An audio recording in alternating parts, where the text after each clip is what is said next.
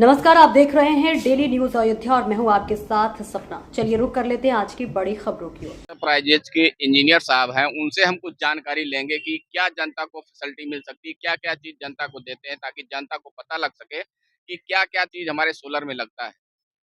आप अपना छोटा-सा परिचय दें। मेरा नाम आशुतोष चौधरी है और मैं श्री राम एंटरप्राइजेज़ में एज़ ए इंजीनियर काम करता हूँ।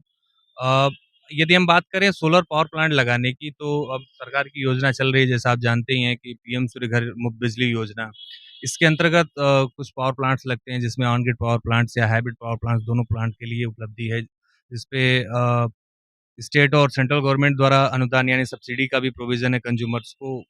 ये हालाँकि जो सोलर पावर सिस्टम्स हम लगाते हैं, हालाँकि मैं विशेष इसमें नहीं जाऊँगा कि योजना में क्या-क्या चीज़ें हैं, वो तो आप अभी पीएन पांडे परियोजना अधिकारी जैसी चीज़ें ले ली हैं। मैं कुछ टेक्निकल चीज़ें इसमें बताना चाहता हूँ या ऐड ऑन करना चाहूँगा। जैसे कि केवल पीएम सूर्यघर योजना के अंतर्गत पावर प्लांट लगा देना ही महत्वपूर्ण नहीं है या सब्सिडी आ जाना ही महत्वपूर्ण नहीं है। उस प्लांट को कितना प्रिसाइज़ली या कितना एफिशिएंट लगाया जा रहा है, जिससे कंज्यूमर को ज़्यादा से ज़्यादा बेनिफिट प्राप्त हो पाए। अब जैसे कि हम लोग एनालिसिस में या प्रीवियस एनालिसिस में देखते हैं कि प्रति किलोवाट जो है वो 4 यूनिट पर डे जो है वो जनरेट करके देता है थ्रू आउट द ईयर की, अगर हम बात करें एनालिसिस की तो। इसमें चीज़ें वो 4 किलोवाट या उससे अबव हम कैसे अचीव कर पाते हैं, उसको डिपेंड करता है कि हम सिस्टम कितना प्रिसाइज़ली इंस्टॉल कर रहे हैं। सर, ये सोलर जो है, ये पीएम सूर्य घर योजना जो है, इसको ही क्यों लोग लगवाएँ? इसमें क्या बेनिफिट जनता को है या ये इससे मतलब समाज पे क्या असर पड़ेगा इससे? देखिए, पीएम सूर्यघर योजना तो एक गवर्नमेंट का इनिशिएटिव है ताकि लोग इससे अवेयर हो पाएँ और सोलर पावर प्लांट लगा पाएँ। अब जैसे नहीं मान सर, इसमें जैसे ग्रीन एनर्जी लिखा हुआ है, तो ग्रीन एनर्जी का क्या महत्व इसमें है? बिल्कुल। देखिए, अभी तक जो हम लोग बिजली कंज़प्शन कर रहे हैं अपने घरों पे, या चाहे वो रेज़िडेंशियल हो या कमर्शियल हो या इंडस्ट्रियल हो, वो हमारे थर्मल पावर प्लांट द्वारा जो है बिजली जनरेट होके आती है। थर्मल पावर प्लांट में क्या है कि जो हमारे बिजली बनाने का तरीका है, हम हीट द्वारा टरबाइन चला के बिजली बनाते हैं और वो हीट जो जनरेट होती है, वो कोयला बर्न करने से हमारी बनती है। अब जनरली जब हम कोयला बर्न करते हैं, दैट मीन्स कोयला ही क्या, हम कोई भी फॉसिल फ्यूल बर्न करते हैं, जैसे हम व्हीकल चलाते हैं जिसमें पेट्रोलियम्स यूज़ होते हैं, पेट्रोल, डीज़ल, नेचुरल गैसेज़। तो इससे क्या होता है ना कि जब ये बर्न होते हैं तो इसमें कार्बन गैसेज़ निकलती हैं। अब कार्बन गैस निकलने का मतलब, कार्बन गैस हमारे एनवायरनमेंट में आके हमारे ऑक्सीजन से का मिलाप करके एक CO2 लेयर बनाती है। तो दैट मीन्स पहला चीज़ तो ये ऑक्सीजन को बर्बाद कर रही है। दूसरा ये थोड़ा-सा बताइएगा CO2 क्या चीज़ है? CO2 देखिए कार्बन डाइऑक्साइड गैस है। हालाँकि निकलता बर्न करने से कार्बन केवल है। कार्बन मतलब CO2 में C कार्बन है, O और O2 जो है वो ऑक्सीजन है। कार्बन क्या होता है कि कोई भी हम पेट्रोलियम चीज़ जब बर्न करते हैं या फॉसिल फ्यूल बर्न करते हैं तो उसमें से कार्बन निकलता है। वो कार्बन हमारे एनवायरनमेंट में जो ऑक्सीजन है उसके साथ रिएक्ट करके एक गैस बनाता है CO2, जिसको हम बोलते हैं कार्बन डाइऑक्साइड। जनरली जो कार्बन डाइऑक्साइड गैस है इस बहुत मोटी लेयर वाली गैस होती है। यानी अगर ये हम इससे मानव जीवन पे क्या फ़र्क पड़ता है? देखिए, मानव जीवन में प्रभाव ये पड़ता है कि जनरली मानव को जीवन में रहने के लिए 2 चीज़ें बहुत महत्वपूर्ण होती हैं। एक तो ऑक्सीजन और दूसरा पानी। और ये जो ऑक्सीजन है और पानी, पानी भी ज ज़ाहिर-सी बात है हाइड्रोजन के साथ मिल ऑक्सीजन के साथ, हाइड्रोजन और ऑक्सीजन के साथ मिलके ही हमें पानी जो देता है।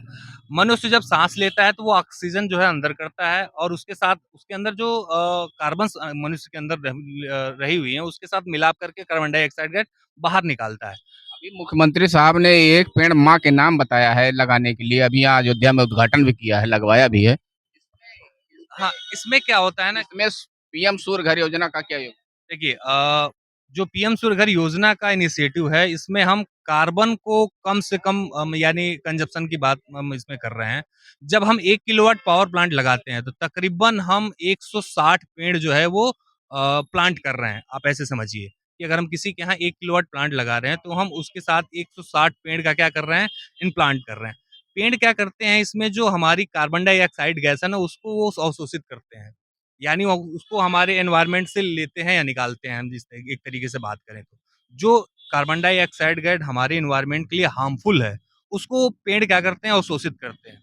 यानी जितना ज़्यादा से ज़्यादा पेड़ हमारे इस एनवायरनमेंट में लगेंगे, उतने कार्बन डाइऑक्साइड गैस अवशोषित होंगे और कार्बन डाइऑक्साइड गैस हमारे एनवायरनमेंट से क्या होंगे, कम होंगे या कमी होगी, जिससे हमारे आने वाली जनरेशन या हमारे बाल-बच्चे होंगे या अदर आने वाली फ्यूचर्स जो हैं, उनके लिए एक साफ और सुथरा एनवायरनमेंट जो है वो हम मिल जैसे इसमें आपने बताया कि इन्वॉल्वमेंट होता है, प्रदूषण मतलब आकाश में फैलता है जिससे कि काफ़ी लोगों को नुकसान होता है।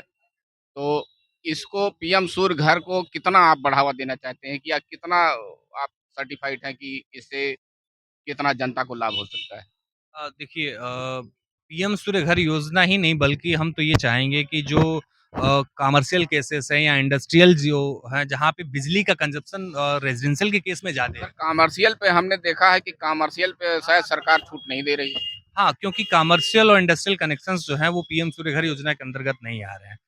हालाँकि उन पे भी काम किया जाता है, जैसे अभी हम कमर्शियल या इंडस्ट्रियल क्षेत्र की बात करें, तो आपको सोलर पावर प्लांट लगाने के लिए या आप कार्बन कितना कम इमिशन करते हैं, उसके लिए कार्बन क्रेडिट्स जो है गवर्नमेंट देती है, जिसके उपलक्ष्य में आपको अवार्ड दिए जाते हैं या आपको बढ़ावा दिया जाता है। ठीक है ना? तो ऐसा नहीं है कि गवर्नमेंट उसके लिए कुछ नहीं कर रही है, उसके लिए भी कर रही है कार्बन क्रेडिट्स के अभी तौर आप अयोध्या जिले में कितने प्रोजेक्ट लगा चुके हैं? अभी अयोध्या जिलों की मैं बात करूँ तो पीएम सूर्य घर योजना के अंतर्गत ऑलमोस्ट हमारे 150 प्लस प्रोजेक्ट्स हैं। लास्ट 2 ईयर से हम यहाँ कर रहे हैं अयोध्या में।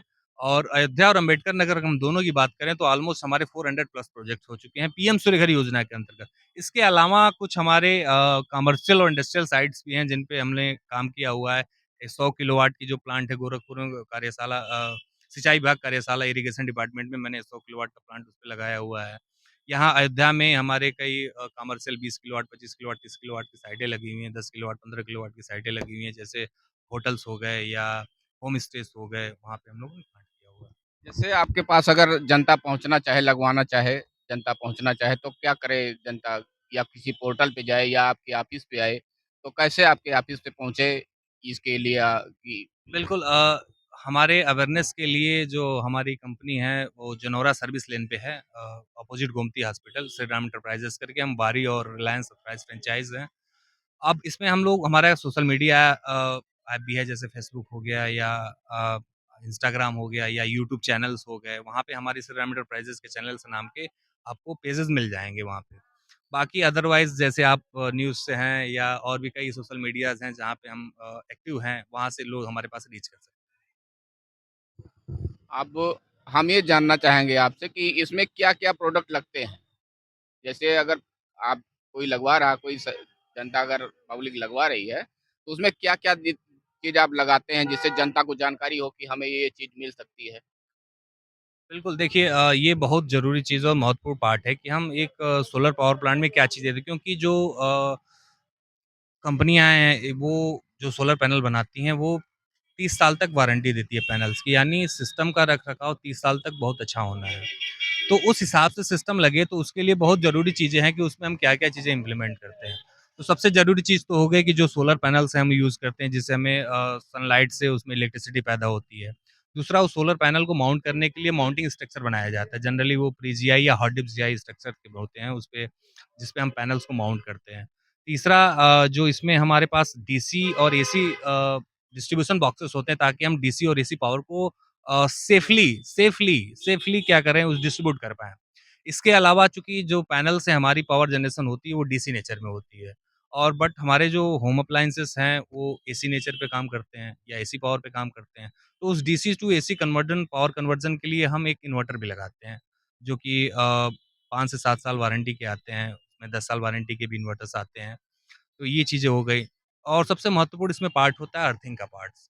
अब चूँकि हम इस पावर प्लांट में डीसी पावर और एसी पावर दोनों से डील कर रहे हैं और सर, चूँकि मैं एक चीज़ जानकारी लेना चाहूँगा कि जहाँ कई जगह मैंने देखा है प्रोजेक्ट आपके लगे हुए हैं, तो या और भी लोगों के भी लगे हुए हैं, वहाँ पे एक बड़ा-सा तार लगा होता है, उसमें उसको क्या क किस लिए लगाया जाता है? क्या है वो?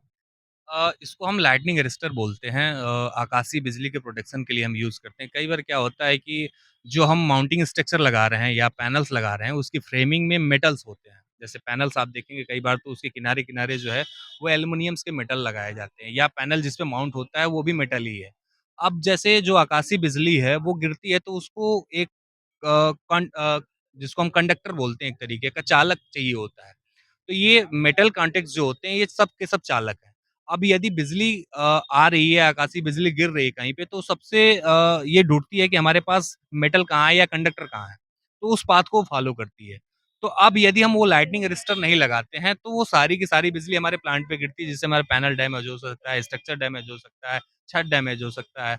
तो उस आकाशीय बिजली को अब्ज़ॉर्ब करने के लिए हम उस लाइटनिंग अरेस्टर का प्रयोग करते हैं। उस लाइटनिंग अरेस्टर में एक अर्थिंग की जाती है और उस अर्थिंग का रेजिस्टेंस जो होता है, वो 3 ओम से कम आने चाहिए। यदि 3 ओम से ज़्यादा आता है, तो उस लाइटनिंग अरेस्टर लगाने का कोई पर्पज़ नहीं है। ताकि हम ये कोशिश करें कि जो हमारा रेजिस्टेंस आए अर्थिंग का, वो बिल्कुल 3 ओम से कम आए। ये टेस्ट करना बहुत ही महत्वपूर्ण है, क्योंकि यदि रेजिस्टेंस हम मेजर नहीं कर पा रहे हैं या रेजिस्टेंस ज़्यादा निकल रहा है अर्थिंग का, तो उस अर्थिंग के लगाने का कोई पर्पज़ नहीं है, क्योंकि करंट मतलब वो जो लगता है, तार सा जो लगा रहता है, वो यानी कि सुरक्षा कवच है वो। हाँ, एक वो तरह से सोलर का सुरक्षा कवच है, यानी घर का भी सुरक्षा कवच है। और कुछ कहना चाहेंगे सर? और कहना क्या है कि बस अब यदि पर्यावरण को सुरक्षित करना है, तो go green, go solar. Thank you. धन्यवाद।